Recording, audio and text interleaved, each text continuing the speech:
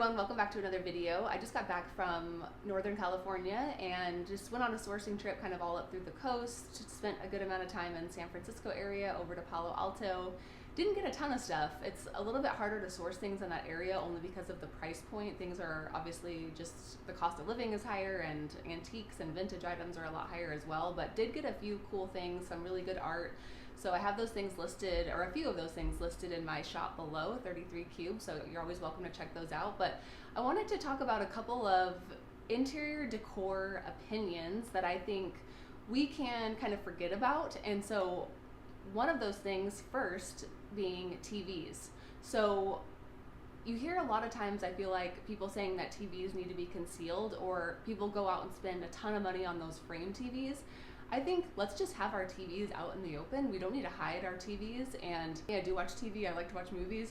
So you can see in my Arizona house, in my bedroom here, I have a fairly large TV on the wall. I'm not trying to hide it. And one thing I would say about that, if you can't, or maybe you're renting and you can't actually put the cords behind the wall down into a plug, you can get these little tubes, and I'll put a picture of them right here so you can see what they look like. You probably can get these on Amazon, but I've seen people do this where it can just conceal that cord so it looks a little bit more seamless on your wall and just kind of blends in, makes the cord unnoticeable. So one other thing I would mention on this too is I think what really makes TVs stand out as well is when we have art kind of mounted around TVs. And so I don't care for this, and I think when you do this, it really draws even more attention to a TV. So keeping the wall simple with a TV, maybe some furniture, but not framing your TV, so to speak, with pieces of art, which, like I said, really draws attention to the TV. I also don't really care for TVs over the top of a fireplace like this, but I think if you can find a way to conceal a TV, we actually, in our Northern California house, we ended up getting a TV up there, but there's really, that room is there's so many angles to that room and that space. There's not anywhere to put it or mount it on a wall that makes sense. And I absolutely refuse to put the TV over the top of the fireplace. So we are on the search for just an old, like, antique or vintage art easel, and so we can just store that TV and then move it around from room to room when we want to watch something. And I think that's a kind of a really cool way just to be able to have a TV when you want it, but then also, you know, maybe have it in a back room or in a bedroom or a closet when you're not using it, so that way you're not having to have it out in the open. But just a thought on TVs, we don't need to hide them. That's my personal opinion. My second unpopular design opinion is having fake plants. So I definitely am someone who has plants. I have a lot of plants around my house, but I cannot do the fake plant thing.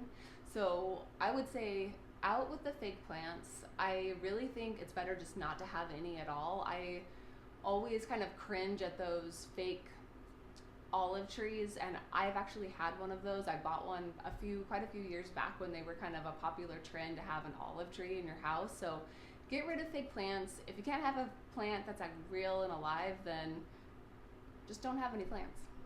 Unpopular opinion number 3, don't buy bedding and don't buy any type of housewares at a vintage thrift store, estate sale. A lot of people are worried about, you know, bed bugs or whatever the case may be, or just germs in general, but I definitely would say to check out these places for really cool bedding.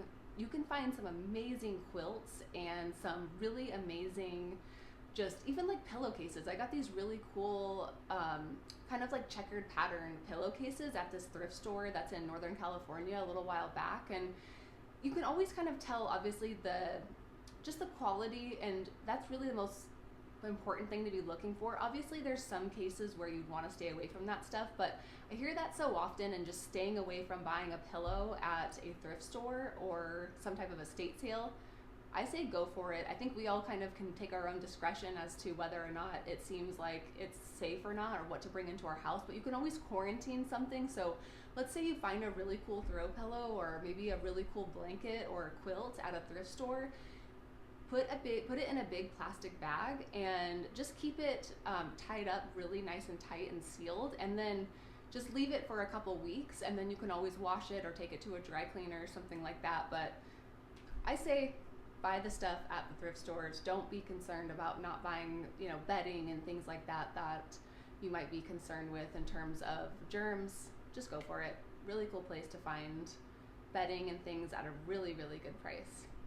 Next unpopular opinion is on mixing metals in your house. So I used to kind of think that we had to stay with the same type of metal, and so I have a lot of black fixtures in this house in Arizona, and I've been considering mixing some just more chrome as well. I actually have a black kitchen faucet, but I want to change it out. It's kind of getting some wear in some of the black just over the last few years. It's just over time it's kind of peeled and chipped off, and then I've actually gotten some paint. You can get special paint, these little bottles that you can paint like appliances and things just to kind of refresh them. But I think mixing metals is great. You see a lot of modernist, mid-century even homes that have, whether that's like a brushed metal or some type of steel with like even a gold or a brass, unlacquered brass. I personally love unlacquered brass. I'm not really big on the more polished brass look, but I think unlacquered brass is amazing and it wears over time. I just like that kind of more lived in feeling, but also chrome as well. It's definitely timeless metals. I think black certainly is something that was in trend in the last few years. We saw a lot of that with more of those gray kind of white interiors, but mixing metals is great. I'm trying to decide right now on what I want to put for my Northern California house, especially on the front door. And oh my gosh, front door hardware is like, it's a whole thing. So I'm trying to I want to find an older front door hardware, but at the same time, I really need it to be utilitarian to the point where it's secure. It needs to have the deadbolt and all of that. So also at a decent price point. So mix all of those things together and it's kind of hard to find. So I've been on the search for that. I love some of these door hardwares here.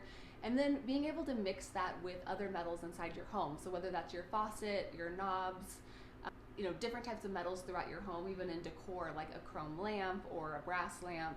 But mix those metals, just like wood tones. You don't have to have this cohesive environment in terms of the aesthetic of metals. Mix those together, pick maybe a 2 or 3 that you really like, and go for it.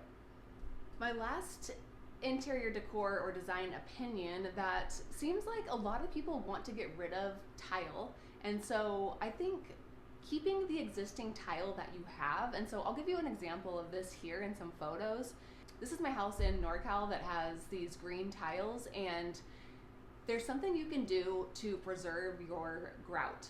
And this is a really good trick if you have tile, whether that's on like a countertop or whether the tile is on a floor, and you don't want to just completely rip out all of your tile.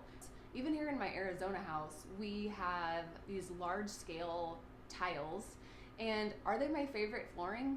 No, but I didn't want to spend $20,000, $25,000 on having this entire home ripped up on the downstairs to replace these tiles. And so what we did was to really refresh that grout. There's this product called grout paint, and so, or a grout stain.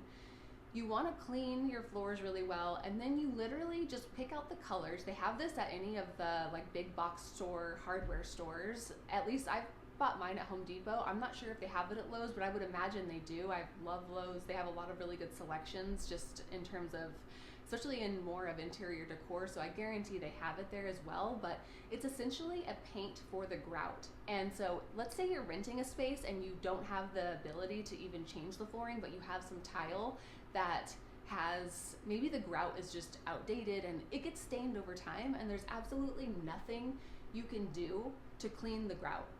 It just, you can scrub it until your arms literally fall off. I've tried that, and it just stays that like dingy brown color, and it's not dirty. You obviously have cleaned it and disinfected it with bleach and everything you can possibly do, but it stays that color.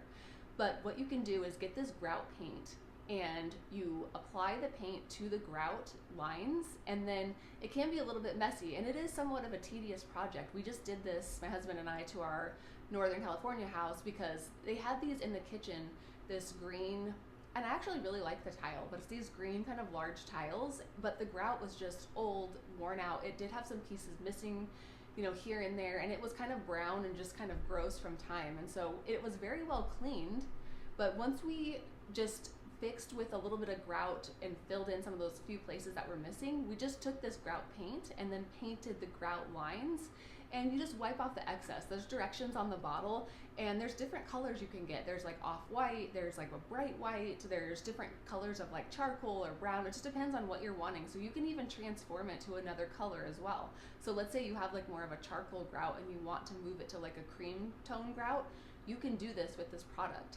And so I love this stuff. This made such a big transformation in my living room and really across the board of all my homes that I've done this with. I think a lot of people don't realize this product. So unpopular opinion on getting rid of tile. I personally love tile, especially if you have like an older bathroom that's like maybe more, Art Deco or mid-century and it has tiles. I have that in my house up there too, and I really want to do and just kind of refresh the grout, but we don't have to get rid of all of the tile and just completely spend so much money on brand new flooring or brand new countertops. Use what's there, keep what's there, preserve what's there, but just actually transform it by doing a little bit of grout paint. And it might take you some sessions over time. You don't have to do it all at once. I think it took us probably maybe a month to do the house here in Arizona by the time we got all done with it, but the grout was so dark. I'll show some pictures of what it looked like when we bought the house, and like I said, I just didn't want to spend the money to change out all of the flooring. It would have been so expensive, and the tiles were fine. They're not cracked or anything, but this grout paint made such a huge difference. It has been about 4 years now since we did it, and there are some places like high traffic areas that I feel like probably could use a touch up to be redone, but it's held up so well. That's with the floors being mopped once a week and cleaned. Well, maybe not once a week, maybe once every 2 weeks or so, to be honest, but it's really held up. And so it just really transforms a tile flooring or countertops and just makes such a big difference. I would definitely try that, especially even if, like I said, you're renting a space or you just don't want to put the money into replacing flooring. Try staining or painting the grout. You will be shocked at how much it literally just looks like new floor. And so that's what it looks like now up in my California place. The tile there in the kitchen, it literally looks like we put new tile floor in there just from painting the grout and fixing a couple spots. It's really amazing.